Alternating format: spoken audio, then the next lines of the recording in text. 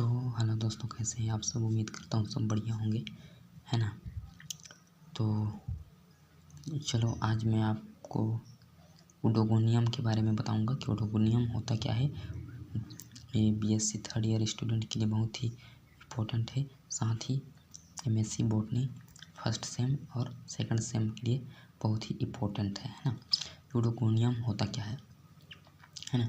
Oedogonium कहाँ कहाँ पाया जाता है, उसका लाइफ साइकिल, उसका स्ट्रक्चर, उसका डेवलपमेंट हम सब देखेंगे एक ही वीडियो में, है ना। तो वीडियो को शुरू करने से पहले हमारे YouTube channel BSc with MSc को सब्सक्राइब, लाइक, वीडियो को शेयर और कमेंट कर दीजिए, है ना। तो चलिए शुरू करते हैं कि ओडोगोनियम होता क्या है। पहले इसका देखेंगे कि ओडोगोनियम की सिस्टमेटिक पोजीशन, कहने का मतलब उसका क्लासिफिकेशन। प्रभाग डिवीजन थैलोफाइटा, उपप्रभाग sub division algae, class Chlorophyceae, order Oedogoniales, family Oedogoniaceae, वंश ओडोगोनियम। तो ओडोगोनियम किस वंश में आता है, जीनियस। ओडोगोनियम किसकी सदस्य है, जीनियस वंश का। इसका ऑकरेंस मतलब प्राप्ति स्थान, है ना। कि ओडोगोनियम होता क्या है। ओडोगोनियम ताजे विशेषकर स्थिर जल में पाए जाने वाला शैवाल है जो किसी भी अधोस्तर में होल्ड फास्ट के द्वारा चिपका रहता है। ये कहाँ ओडोगोनियम कहाँ पाया जाता है, स्थिर जल में पाया जाता है ना। स्थिर जल में पाया जाता है, होल्ड फास्ट के द्वारा चिपका रहता है। इसका स्ट्रक्चर मैं आगे और बताऊंगा। अभी इसका स्ट्रक्चर का थ्योरी ही देखो। ओडोगोनियम एक तंतु अशाखित हरी शैवाल है जिसे बेलनाकार कोशिका एक दूसरे से घी सिरों पर जुड़ी रहती है ना। इसमें आधार एवं शीर्ष स्पष्ट रूप से विभेदित रहता है। आधारीय कोशिका को स्थापनांग कहते हैं। इसके मतलब अभी मैं होल्ड फास्ट किसे कहते हैं, आधारीय कोशिका को स्थापनांग मतलब होल्ड फास्ट को स्थानांग कहते हैं, जिसके माध्यम से यह शैवाल किसी आधार पर चिपका रहता है। इसकी शीर्षक कोशिका गुंबद के आकार की होती है।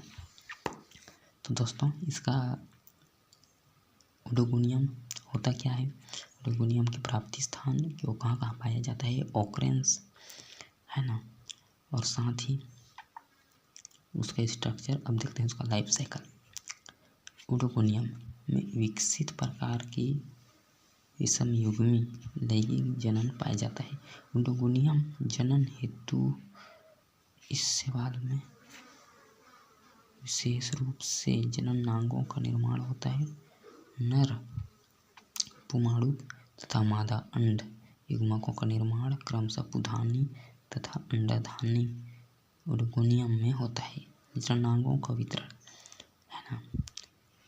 जननांगों के वितरण के आधार पर इस शैवाल की जाति को दो वर्गों में बांटा गया है। कितने वर्गों में बांटा गया है दोस्तों, दो वर्गों में बांटा गया है।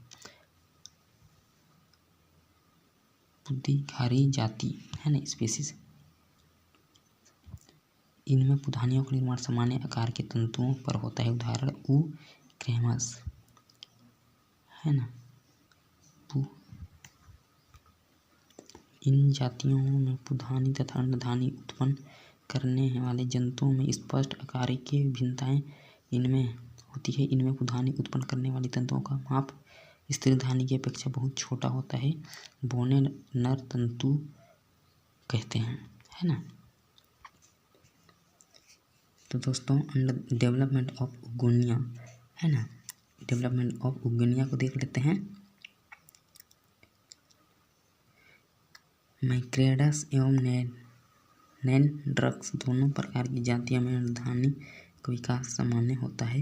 युक्त कोशिका अंडधानी मृत कोशिका के रूप में कार्य कर सकती है। अनुप्रस्थ विभाजन से बनी दो कोशिकाओं में से ऊपरी कोशिका अंडधानी का निचली आधार पर कोशिकाओं अनुप्रस्थ विभाजन से बनी दो कोशिकाओं की ऊपरी अंडधानी तथा, है ना, क्या कहलाती है, कोशिका मतलब सपोर्टिंग सेल कहलाती है। प्रत्येक अंडधानी फूलकर गोलाकार तथा इसका जीवद्रव्य एक अचल एक कोशिकीय अंड में परिवर्तित हो जाता है। परिपक्व होने पर अंडधानी की भित्ति में एक छोटा सा छिद्र अथवा अनुप्रस्थ दरार उत्पन्न हो जाती है। इस छिद्र के ठीक नीचे अंड के एक कचाव क्षेत्र उत्पन्न होता है जिसे ग्राही बिंदु कहते हैं। निषेचन से पूर्व इस छिद्र में से संश्लेषी पदार्थ एक बिंदु के रूप में बाहर स्रावित हो जाता है जो संभवतः अंडधानी में पुमाणु का मार्ग प्रशस्त करता है ना दोस्तों। देख सकते हैं आप ओडोगोनियम एंथेरिडियम का डायग्राम। तो चलिए मिलते हैं नेक्स्ट वीडियो में, है ना। आज के लिए इतना ही। वीडियो को लाइक शेयर कमेंट कर देना और चैनल को सब्सक्राइब कर देना। मिलते हैं नेक्स्ट वीडियो में। धन्यवाद।